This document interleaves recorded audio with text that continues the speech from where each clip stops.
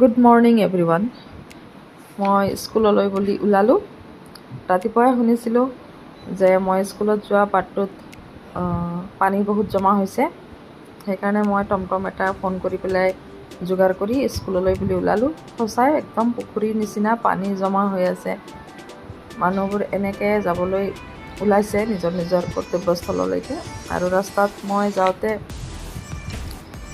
গোটেই পথাৰবিলাক পানী হৈ আছে, বগা হৈ আছে একদম পানীৰে। এনেকুৱা অৱস্থা হৈ গৈছে। গোটেই ৰাতিটো আচলতে নেৰানেপেৰা বৰষুণৰ ফলত এনেকুৱা হৈছে। এয়া মোৰ স্কুলৰ ৰাস্তাটোত ল'ৰা ছোৱালী লুকাই আছে, স্কুল যোৱা নাই বৰষুণৰ বতৰ দেখি। এয়া মোক দেখি পেলাই এতিয়া ওলাইছে, নাযায় বৰষুণৰ বতৰ বুলি হাঁহি আছে।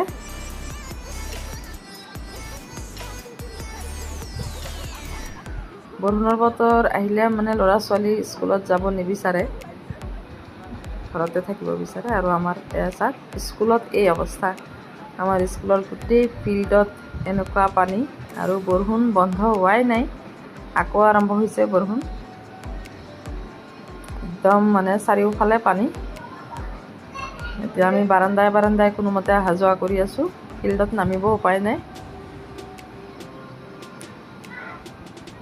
ল'ৰা ছোৱালীও বহুত কম আহিছে বৰষুণৰ কাৰণে। 30% কিজানি অহা নাই। আচলতে গাৰ্জেনে এইটো বতৰত ল'ৰা ছোৱালী পঠাব ভয় কৰে, ৰাস্তাত পিছল খাই পৰে বুলি, দুখ পায় বুলি, বা বেমাৰ আজাৰো হ'ব পাৰে বৰষুণত তিতিলে। এনেকৈ আজি আমাৰ দিনটো আৰম্ভ হ'ল।